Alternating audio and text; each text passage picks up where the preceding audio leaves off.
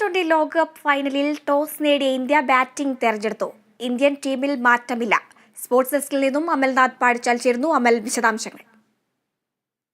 ഹരിത, 2020 world കപ്പിന്റെ കലാശ പോരാട്ടം ആരംഭിച്ചിരിക്കുന്നു. അതിൽ ആദ്യ ഓവർ എറിഞ്ഞു കഴിഞ്ഞിരിക്കുന്നു. സൗത്ത് ആഫ്രിക്കയുടെ ജാക്സൺ ആയിരുന്നു ആദ്യ ഓവർ എറിഞ്ഞത്. അതിൽ തന്നെ ഇന്ത്യൻ ബാറ്റിങ്ങിന്റെ ശക്തി പ്രകടമാക്കുന്ന ഒരു കാഴ്ചയാണ് കാണാൻ വേണ്ടി സാധിച്ചത്. ആദ്യ ഓവറിൽ തന്നെ 3 ബൗണ്ടറി സഹിതം 15 റണ്ണാണ് ഇന്ത്യൻ ബാറ്റർമാർ എടുത്തിരിക്കുന്നത്. അതിൽ എടുത്തു പറയേണ്ടത്, അതായത് ഇതുവരെയുള്ള മത്സരങ്ങൾ ഇന്ത്യയുടെ പ്രകടനം എടുത്തു നോക്കുകയാണെങ്കിൽ അതിൽ എല്ലാ ബാറ്റർമാരും മികച്ച പ്രകടനം പുറത്തെടുക്കുമ്പോൾ ഒരൊറ്റ താരം മാത്രം, അതായത് കിങ് കോഹ്ലി മാത്രമായിരുന്നു ഔട്ട് ഓഫ് ഫോം എന്ന് പറഞ്ഞിട്ടുണ്ടായിരുന്നു. എന്നാൽ അദ്ദേഹത്തിന്റെ ഒരു മിന്നലാട്ടം തന്നെയാണ് ആദ്യ ഓവറിൽ കാണാൻ വേണ്ടി സാധിച്ചിട്ടുണ്ടായിരുന്നത്. ആദ്യ ഓവറിൽ 3 ബൗണ്ടറികളും വിരാട് കോഹ്ലി നേരിടുകയായിരുന്നു.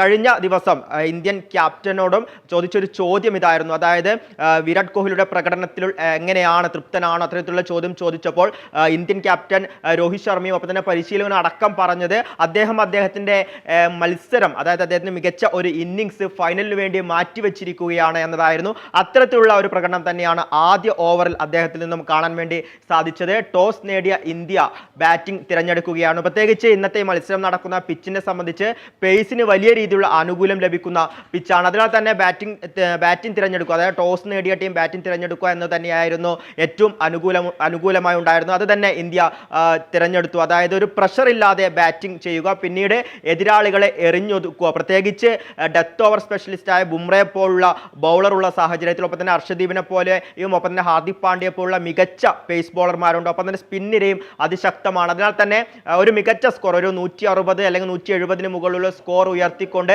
ദക്ഷിണാഫ്രിക്കയുടെ ബാറ്റിങ്ങിനെ പിടിച്ചുകെട്ടുക എന്ന തന്ത്രം തന്നെയാകും ഇന്ന് ഇന്ത്യ കളത്തിൽ പുറത്തെടുക്കുക എന്ന് തന്നെയാണ് മനസ്സിലാക്കുന്നത്. അതേസമയം തന്നെ രണ്ട് ടീമിന്റെ സ്ക്വാഡ് പരിശോധിക്കുമ്പോഴും രണ്ട് ടീമിന്റെ സ്ക്വാഡിലും ഒരു തരത്തിലുള്ള മാറ്റവും ഉണ്ടായിട്ടില്ല. കാരണം ഈ ടൂർണമെന്റിൽ അൺബീറ്റൺ ആയിക്കൊണ്ടാണ് രണ്ട് ടീമും ഈ ഫൈനൽ ബർത്തിലേക്ക് എത്തിയിരിക്കുന്നത്.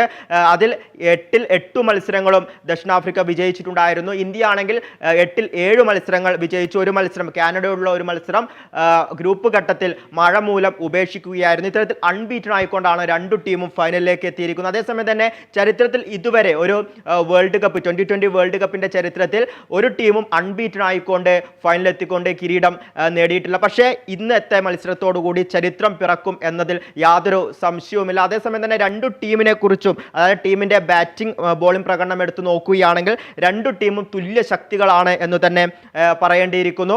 അതായത് ഇന്ത്യൻ ബാറ്റിംഗ് നിര പരിശോധിക്കുമ്പോൾ രോഹിത് ശർമ്മയുടെ നേതൃത്വത്തിൽ ഇറങ്ങുന്ന ബാറ്റിംഗ് നിര, രോഹിത് ശർമ്മ മികച്ച പ്രകടനം ടൂർണമെന്റിൽ ഇതിനോടകം തന്നെ പുറത്തെടുത്തിട്ടുണ്ട്. മറ്റു ബാറ്റർമാർ ഋഷഭ് പന്ത് ആണെങ്കിലും ഒപ്പം തന്നെ ഹാർദിക് പാണ്ഡ്യ ആണെങ്കിലും സൂര്യകുമാർ യാദവിനെ പോലുള്ള ബാറ്റർമാരൊക്കെ തന്നെ മികച്ച പ്രകടനം ഇതിനോടകം തന്നെ ടൂർണമെന്റിൽ പുറത്തെടുത്തിട്ടുണ്ട്.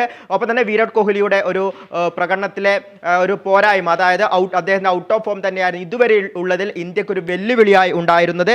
എന്നാൽ നിലവിൽ മികച്ച ഫോമാണ് അദ്ദേഹം ഇന്നത്തെ മത്സരത്തിൽ പുറത്തെടുക്കും. പക്ഷേ അതേസമയം തന്നെ ഇപ്പോൾ ഇന്ത്യയുടെ ആദ്യ വിക്കറ്റ് നഷ്ടമായിരിക്കുന്നു. ഇന്ത്യയുടെ നായകൻ രോഹിത് ശർമ്മ പുറത്തായിരിക്കുകയാണ്. കഴിഞ്ഞ മത്സരത്തിൽ അടക്കം മികച്ച പ്രകടനം കാഴ്ചവെച്ച ഇന്ത്യ നിലവിൽ ആദ്യഘട്ടത്തിൽ തന്നെ മത്സരത്തിൽ രോഹിത് ശർമ്മ ആദ്യഘട്ടത്തിൽ തന്നെ നിലവിൽ പുറത്തായിരിക്കുകയാണ്. ഇനി അടുത്തതായി ഇറങ്ങുന്ന ഋഷഭ് പന്ത് ഒപ്പം തന്നെ സൂര്യകുമാർ യാദവ്, ഈ താരങ്ങളുടെ പ്രകടനം എത്രമാത്രം മികച്ചതായിരിക്കും, അതായത് പവർ പ്ലേയിൽ എത്രമാത്രം മുന്നോട്ട് ഇന്ത്യക്ക് പോകുവാൻ വേണ്ടി സാധിക്കുമെന്നതനുസരിച്ചായിരിക്കും ഇന്ത്യയുടെ ബാറ്റിംഗ് 160 അല്ലെങ്കിൽ 170 എത്തുമോ എന്ന ആ ഒരു ലക്ഷ്യത്തിലേക്ക് എത്താൻ വേണ്ടി സാധിക്കുമോ എന്ന് മനസ്സിലാക്കാൻ വേണ്ടി സാധിക്കും. ഒരു പക്ഷേ 160 താഴെയാണ് സ്കോർ എങ്കിൽ ദക്ഷിണാഫ്രിക്കയുടെ ബാറ്റിംഗ് നിരയെ പിടിച്ചു കെട്ടുക എന്നത് ഇന്ത്യക്ക് വലിയ ഒരു വെല്ലുവിളി തന്നെയായിരിക്കും. അതേസമയം തന്നെ ദക്ഷിണാഫ്രിക്കയുടെ ആ ബാറ്റിംഗ് നിരയിലേക്ക് പോവുകയാണെങ്കിൽ പരിചയസമ്പന്നരായ നിരവധി ബാറ്റർമാരുണ്ട്. ഓപ്പണിങ്ങിൽ തന്നെ ഇപ്പോൾ ഡീകോക്ക് ഉണ്ട്, ഒപ്പം തന്നെ ഡേവിഡ് മില്ലറുണ്ട്, ഒപ്പം തന്നെ അവരുടെ ക്യാപ്റ്റൻ മാർക്രം ഉണ്ട്, ഒപ്പം ഹെൻഡ്രിക്സ്, ക്ലാസൻ, അത്തരത്തിൽ മികച്ച ബാറ്റർമാരുള്ള ഒരു ബാറ്റിംഗ് നിര തന്നെയാണ് ദക്ഷിണാഫ്രിക്കയുടേത്. അതേസമയം തന്നെ അവരുടെ ബോളിംഗ് നിരയും സുശക്തം തന്നെയാണ്. ഇപ്പോൾ ആദ്യ നിമിഷത്തിൽ തന്നെ, ആദ്യ ഓവറുകളിൽ തന്നെ ഇന്ത്യയുടെ ക്യാപ്റ്റനെ പുറത്താക്കാൻ വേണ്ടി ദക്ഷിണാഫ്രിക്കയ്ക്ക് സാധിച്ചിട്ടുണ്ട്. ഇനിയും റബാഡയെ പോലുള്ള ഏറ്റവും അവസാന ഘട്ടങ്ങളിൽ ഡെത്ത് ഓവറുകളിൽ റൺ പിടിച്ചു നിർത്താൻ വേണ്ടി സാധിക്കുന്ന ബോളർമാരുണ്ട്. ഒപ്പം തന്നെ മികച്ച സ്പിന്നർമാർ അവരുടെ കൈവശമുണ്ട്. മഹാരാജിനെ പോലും ഒപ്പം തന്നെ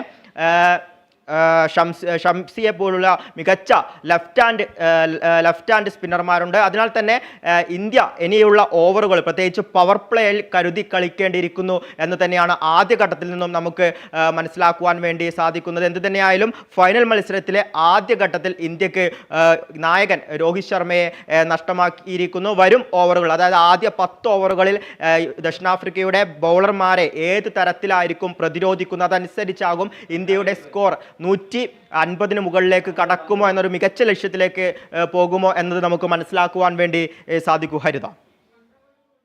ശരി, അമൽനാഥാണ് വിശദാംശങ്ങൾ നൽകിയത്.